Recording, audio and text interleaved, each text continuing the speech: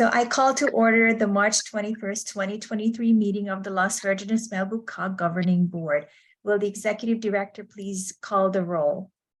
Alicia Weintraub, Present. Kelly Honig, Present. Doug Stewart, Present. Penny Sylvester, Present. President Gold. Present. You have a quorum. Thank you. Approval of the agenda. Does anyone have any changes to the agenda? If not, can I have a motion to approve the agenda? So moved. Seconded. Thank you. Will the Executive Director please call the roll? Alicia Weintraub, Yes. Kelly Honig, Yes. Doug Stewart, Yes. Penny Sylvester, Yes. President Gold. Yes. Motion carries unanimously. Okay, on to our next item, which is public comment. Are there any members of the public who would like to address the governing board? Terry, have you received any public comments electronically? I have not. Okay, thank you. Since we have no public comments, we will go to item number 4, which is the consent calendar.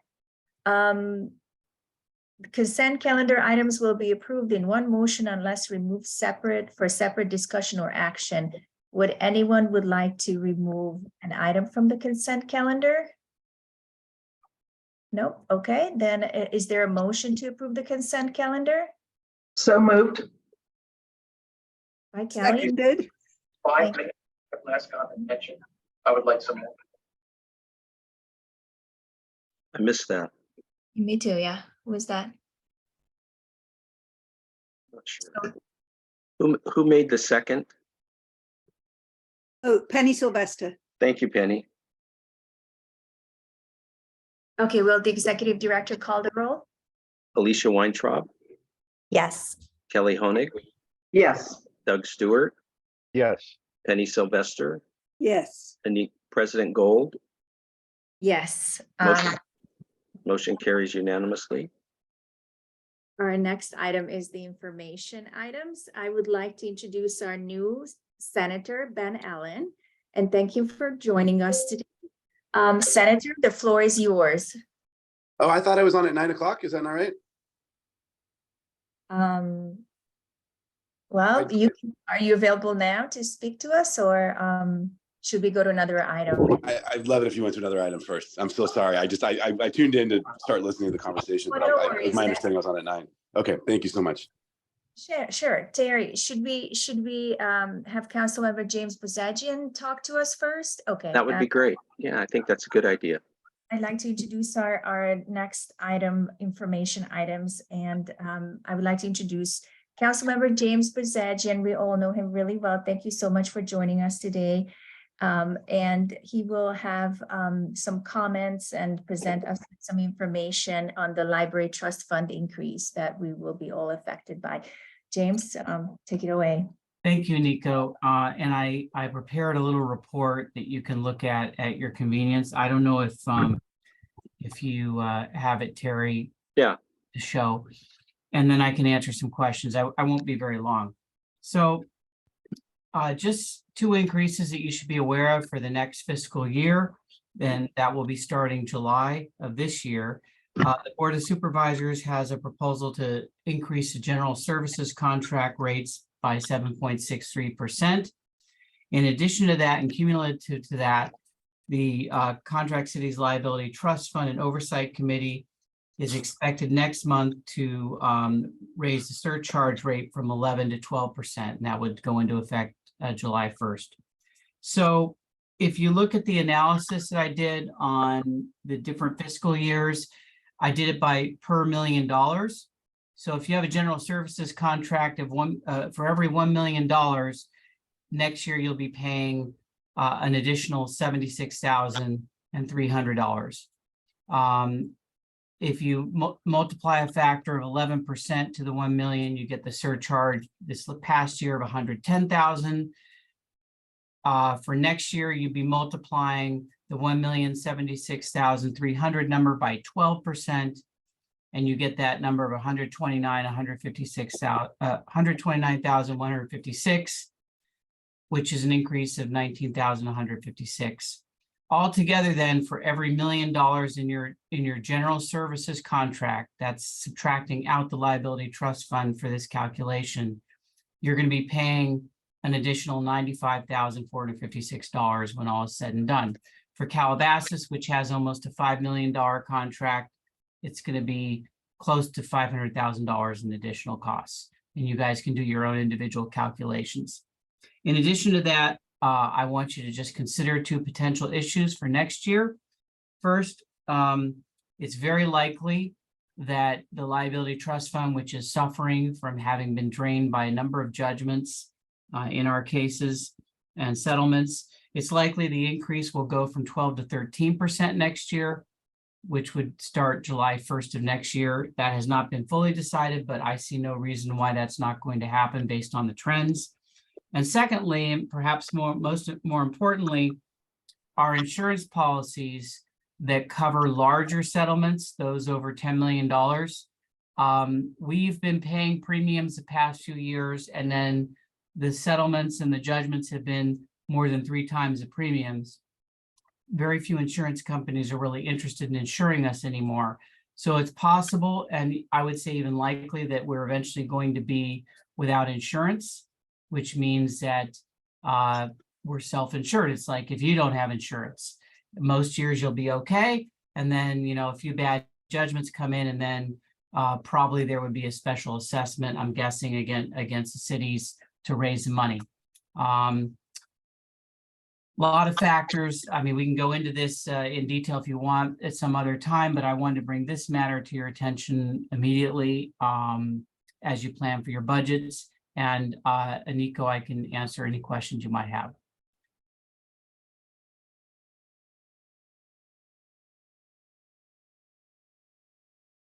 I'm sorry, I forgot I was muted. Thank you so much, James. Do we have any questions for James? I have a comment, just a comment, Eniko, not a question. I just wanted to thank James for this and also for his counsel and knowledge on the liability trust fund. Most of you know, I just started on it. He was an enormous help to me in figuring it out. So thanks, James. This is really great, and very impactful for our cities to have it laid out like this. So thanks, James, for all your hard work. A lot of people don't know how hard you work in the background. So I just wanted to appreciate you for a second. Thank you, Kelly. I appreciate it. Yeah, I would echo Kelly's comments. Thank you, James. You've been such a source of amazing source of information to all of us, and even for me as a newer council member. So I really appreciate everything you do for the region. And I also wanted to mention that we do have Representative Callie now, right, Callie? You are on the Liability Trust Fund Committee. Yeah, I'm an alternate, and I'm the alternate at large, so I'm like for the whole area. The gentleman who's in the North region, which is ours. Do you know his name, James? I can't. I didn't meet him last time. I'm the rep for the North Valley region, and he's the alternate. He's the alternate. You're right. Okay. The alternate's John Erickson, West Hollywood. Okay. Thank you. I forgot about that. Thanks, James.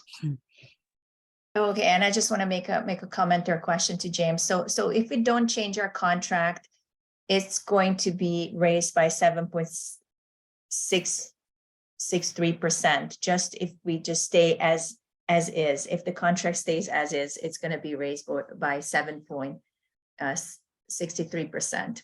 Yes, that's a constant. If we want anything else, then it will grow even more. Oh, yes. This is only if you keep the contract the same. A number of cities, including ours, have talked about raising the contract. And of course, these are all done by percentages. So this is assuming for every $1 million you're spending on general services. And again, when we pay the bill for the sheriff's department, on a monthly basis, it's lumped in. So you got to take out to do this calculation, is to take out the general services contract first. And unfortunately, this is going to hit a lot of us because a lot of us have been talking about raising, when the amounts are unfrozen, that we'd like to at least get some more services to help out with some of the increase in crime and traffic problems. And this will only add to it. Wow, thank you. Terry, Yes, can you send us that spreadsheet that you just put up? I sure can. Thank you. So if we don't have any more questions for James, then thank you so much, James, again. Great to Okay, see you. that was easy. James. Thank you, James. Okay, take care. Bye-bye. Bye. Thanks, And- James. Terry, I think we should just move on to our next agenda item while we're waiting for Senator Ben Allen. Let's move on to item number 6, Public Safety Legislative and Agency Partners Updates. From the Los Angeles County Sheriff's Department, Captain C2, do you have anything to report? I don't know if I really want to go after James's report. Hopefully we're all still friends. Just so you know, today we have a clergy meeting. So we're preparing, Easter's coming up on April 9th. Passover is April 5th through 13th. Ramadan starts March 22nd through April 20th. So we wanted to make sure that we reached out to all our clergy members in the community. And so we will be meeting today at Malibu Lost Hill Station, and our topic mostly will be security and collaboration with our partners. Obviously, we're in the middle of storm watch once again. So Drew Smith and I are working together, making sure that we're in constant communication. Next week, I will be at one of the largest tech conference for law enforcement. It's going to be in Vegas with my tech guru sergeant Brandon Painter and DB Lieutenant Roman Foss. We're going to really be looking at technology and what kind of technology we can bring back to our communities to keep our communities safe. So we're excited about that. We have Coffee with a Cop, April 25th in Malibu, a safety symposium, April 20th in Agoura Hills, and also a Coffee with a Cop late April with Westlake. That's kind of what's been going on here. Any questions for Malibu Lost Hills? Great, thank you. Thank you so much, Captain C2. From the Los Angeles County Fire Department, Chief Smith, do you have anything to report? Do we have Chief Smith with us? Terry, do you see him? I do not see him. I don't know if Megan, I don't see Megan either. Oh, okay, yeah, I don't either. So I guess they don't have anything to report. Let's move on to League of Cities. Jeff, good morning. Do you have anything to report? I know you do. Good morning, everyone. Yes, I just wanted to make mention, obviously, we are ramping up our analysis of legislation. Last week, I sent information about all of the legislation along with a recording of the webinar that our lobbyists held on Wednesday that kind of went through their first sort of pass through of the thousands of pieces of legislation that we're looking at. So we're taking a look at that. As you may have seen an email from me last night, SB 423 by Senator Weiner is up in committee today. I'm going to put the analysis from the Housing Committee in the chat here, along with information about how to dial in to that meeting if you do want to register your city's opposition to that bill. Just as a reminder, this would repeal the sunset date on SB 35, eliminate the exemption for the coastal zones, and also I believe it has some labor provisions in the bill as well. So take a look at that if you have an opportunity to. We obviously do have an action alert oppose position on that bill. We fully expect, this is Senator Weiner's committee, we fully expect it to get out of committee today, but we did want to try to put a showing in and get some folks to call in opposition. As you probably hopefully know, we have our City Leaders Summit coming up April 12, 13, and 14. That's going to include a lobby day at the Capitol and a leadership seminar for city officials. So we I'm actually, if Ben is listening, I am hopefully working with his office to try to set up a meeting. I already have quite a few folks from his district coming up. So we're going to try. When is it again, Jeff? When is it again? April the 12th. I sent something to your scheduling last week. Okay, great.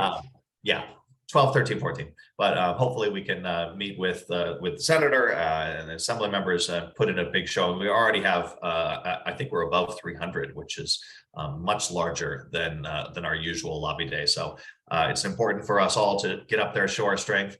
As you may know, the CSAC, the county organization, is also going to be up there during that time. So we're going to do some joint programming with them on homelessness and housing. So it should be a really good event. Legislation-wise, I'm going to try to put the list I sent in the chat as well, in case you didn't get it last week. But I will try to put that in the chat. I just didn't get it quite pulled up yet, so I will work on that. But happy to take any questions if you have them. Do we have any questions for Jeff? I actually, thank you so much, Jeff. I just want to say that yes, there's about 2,600 new bills and counting coming down the pike. So we will be heavily relying on your reporting, and we'll be watching what will be affecting our region. And I'd like to take the opportunity to gently remind our governing board to please put this on your agenda at a council meeting, hopefully soon, about our COG having the ability to oppose or support bills without having to go back to the council first for approval. I know that my city took the initiative, Hidden Hills approved it, then Agoura Hills followed. And now I'm just looking forward to hearing from the rest of your councils, and I'm counting on your support. Thank you so much. Now we're moving on to our next item, updates from legislative staff and agency partners. And I'm also, whenever you want me to present, I'm happy to do it, but totally happy to do the other folks too. Oh, no, it's okay. Senator Allen, I'm happy that you're ready. So the floor is yours. Yeah, and I appreciate your flexibility. I've got a 4-year-old who's happily singing right now, but he wasn't quite as happy earlier. So thank you for giving me a little extra time. You know, it's been crazy weather, of course, and I hope everyone's been staying safe. You know, given all the challenges we've had, we've of course started our session here in Sacramento. The governor proposed his new budget for fiscal year 23-24, and we'd had record years of surplus, as everybody knows, more than $100 billion. Of course, the financial outlook is quite a bit different this year. The stock market is dipped considerably. We rely so much on the tech sector. They did very well during the pandemic. They, of course, haven't done as well of late. And so we're now, you know, projecting a projected deficit of about 21 billion. So, you know, that of course is still reflective of the downturn in the market. That being said, thankfully, and this, you know, I continue to give so much praise and credit to Jerry Brown for having created this rainy day fund, a reserve fund that is so much more substantial than anything we'd ever had before. And it's really allowed the state to weather the storm of the economic, you know, of the market downturn, I think much better than it had in the past. I was a local government myself during the last downturn in 2008, and it was just awful. Many of you remember, I was on a school board, and we were struggling to keep the lights on during that time. And now having this financial cushion built in as a result of the rainy day fund, I think it's just such a wise decision. And thank you to Jerry. Thank you to the voters for codifying that. So the governor is going to release an updated proposal in May. Now, of course, part of what makes it all very complicated is that we've given a lot of people a lot of extra time on their taxes because of the weather problems that we've had and a couple other things, which actually will lead to greater unpredictability as to what the state budget is going to look like. It's one thing, you know, usually the May revise comes out when we know, and we have a very good sense of exactly where the revenues are. And there will be more speculation this time. I continue to chair the Environmental Quality Committee in the Senate, and we've been doing lots and lots of work on environmental policy, carbon sequestration projects, reducing greenhouse gas emissions, cleaning up oil and gas wells. I had a big bill last year on plastics and waste reduction that I worked really closely with the League of Cities on that, because cities have been bearing most of the burden and the cost associated with all this additional waste. And so we've got a whole slew of bills that we're coming forward with, including some on water, that are going to really try to ask them tough questions in the Central Valley about pre-1914 water rights. I know this is an issue that so many of you represent cities that don't even have basically have no aquifer. They were threatening to cut you off in the state water project. Thankfully, the rains have alleviated some of those deep concerns, but it really does speak to some enormous inadequacies of our water law, particularly as it relates to water rights in the Central Valley that stem from folks who just showed up in the 19th century, posted a piece of paper on an oak tree and just declared that in perpetuity, they and their heirs were going to have absolute control over all the water that could possibly flow onto the property. It's a crazy system. It was codified in 1914 when the state actually realized that it needed to change its ways moving forward, but it was too politically difficult to deal with the claims that were that predated the 1914 Water Commission. But basically, we want to more equitably and responsibly grant the Water Resources Control Board authority to verify water rights claims that predate the Water Commission Act, because one of the challenges continues to be, how real those claims are.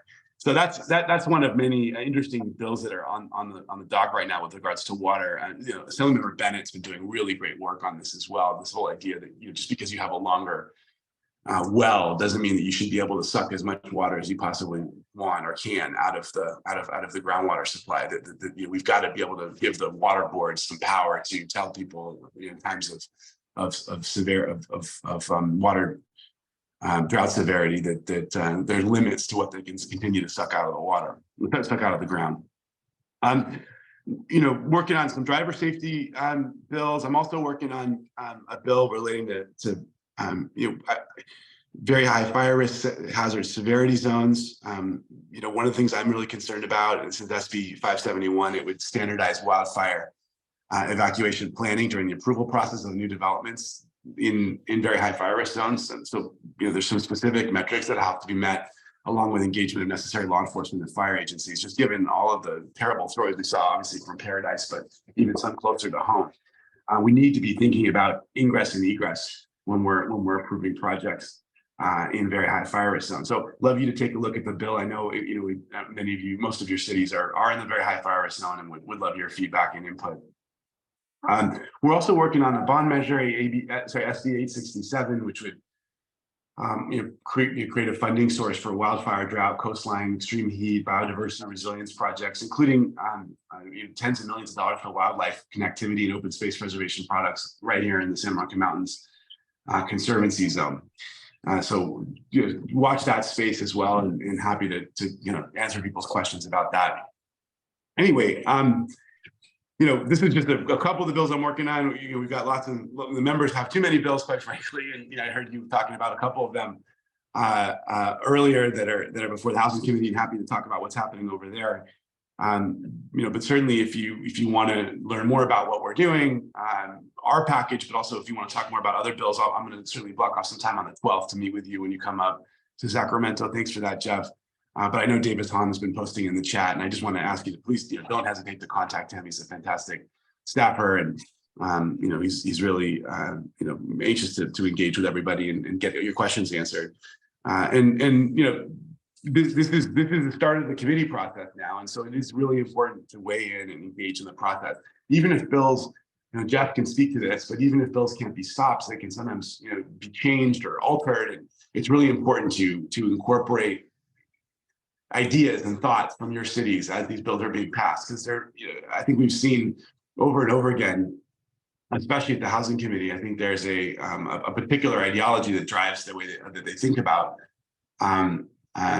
these sorts of bills, and it's just important that the experiences of cities like yours get weighed in as they're crafting their bills, and and those bills are moving along. So so thank you for continuing to engage with the league. It's a really important voice for cities, and just appreciate this opportunity to talk to everyone, and happy to answer anyone's questions.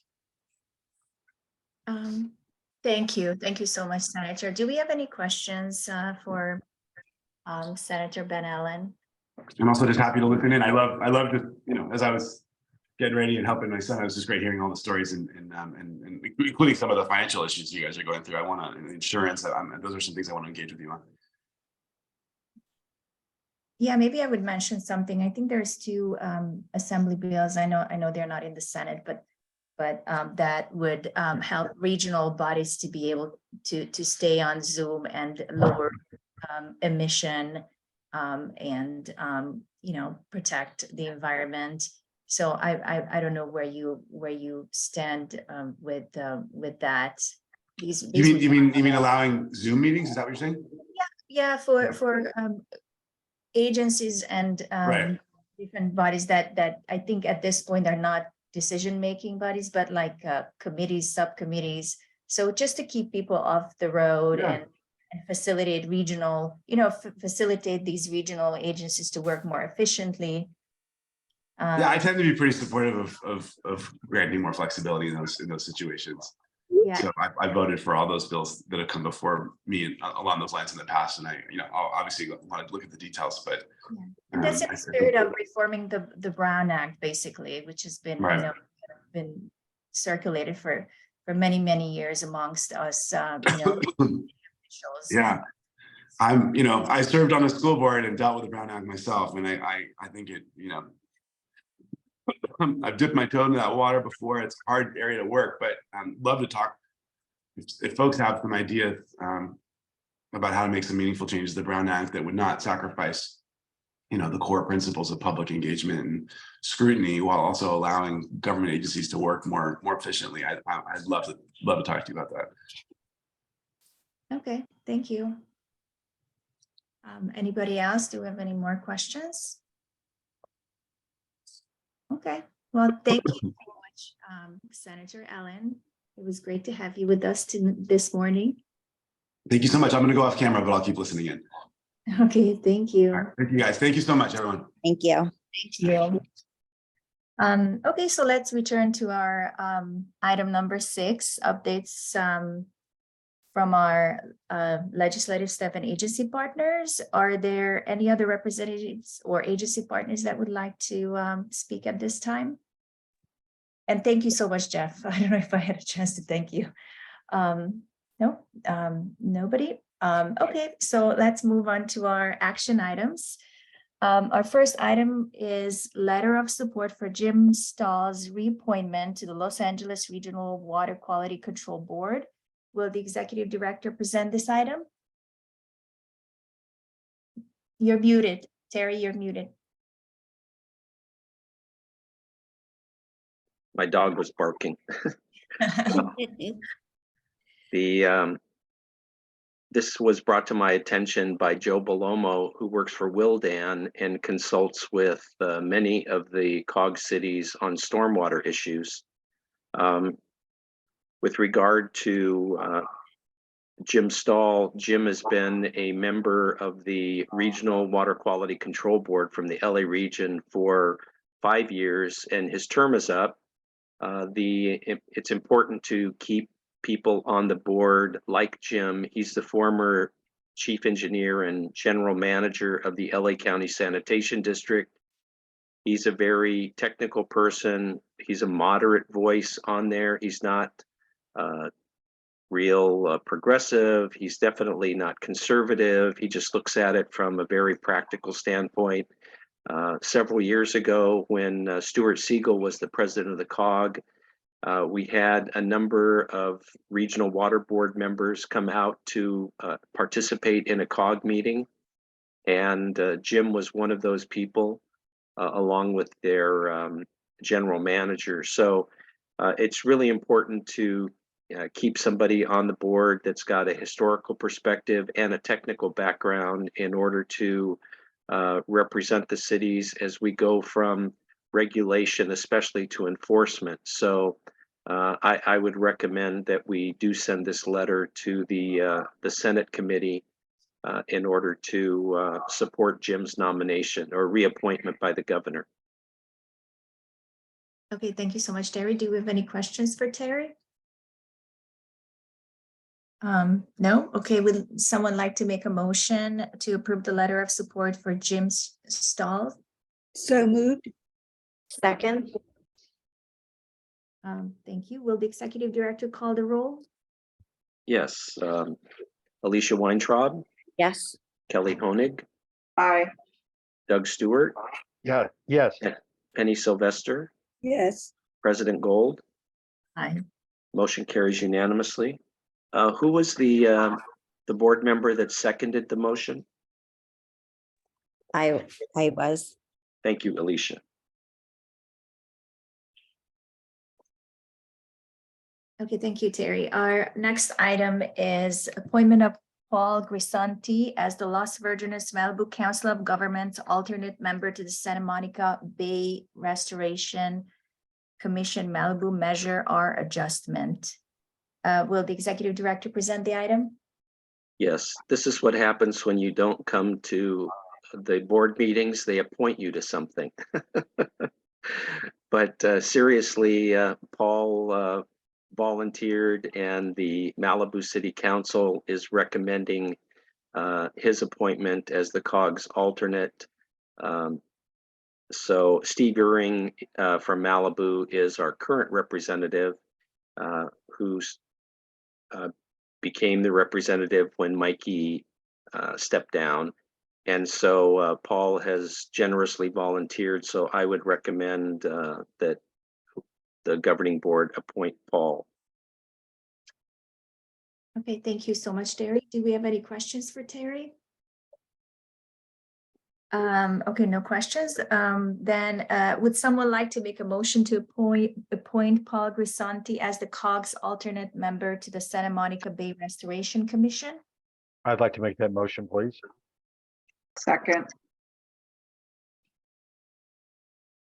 Thank you, Doug and Kelly. Can the executive director call the roll? Yes, Alicia Weintraub, Yes.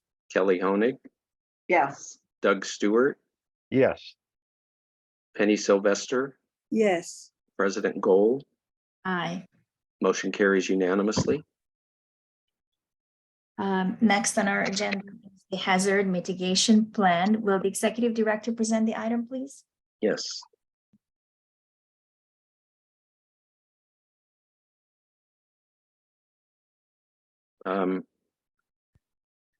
The proposal is, or the item before the board is to update the COG's multi-jurisdiction hazard mitigation plan. By way of background, as some of you know, but many of you that are newer, the governing board originally approved doing a multi-jurisdictional hazard mitigation plan in 2007, that we began that process. We received a grant for that, that I prepared. That was my very first grant application.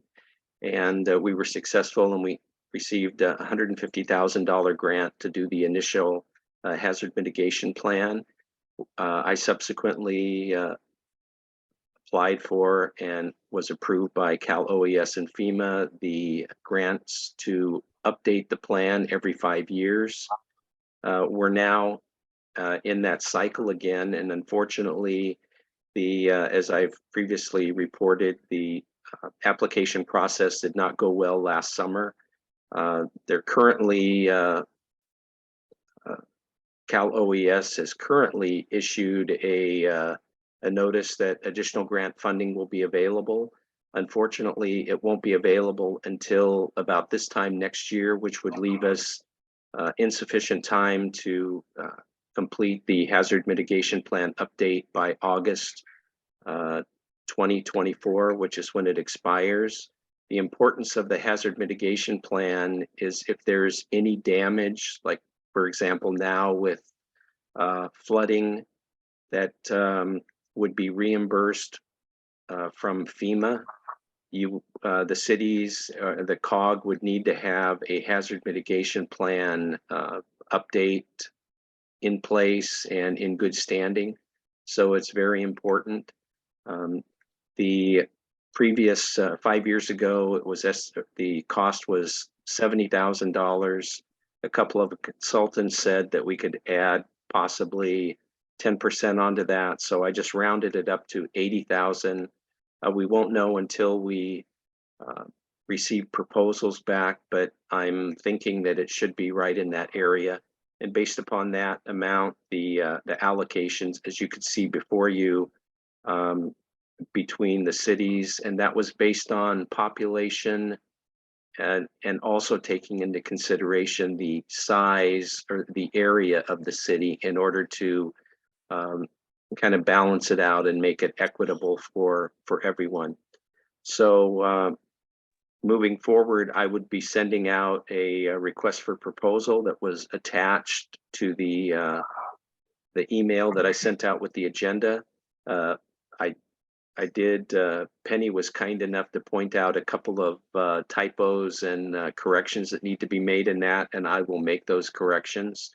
And then we'll get the process moving forward and get the proposals, and then I'll meet with the COGS Hazard Mitigation Plan Working Group, which is a member of each one of the city staffs that I've worked with before. And we will look through the proposals and then make a recommendation to the TAC and obviously to the governing board for your approval, and then we would move forward. Happy to answer any questions. Thank you, Terry. Do we have any questions for Terry? If we don't, then would someone would like to make a motion to approve moving forward with the hazard mitigation plan as presented? Penny Sylvester so moves. I'll second that. Thank you. Thank you. And will the executive director call the roll? Yes. Just 1 second.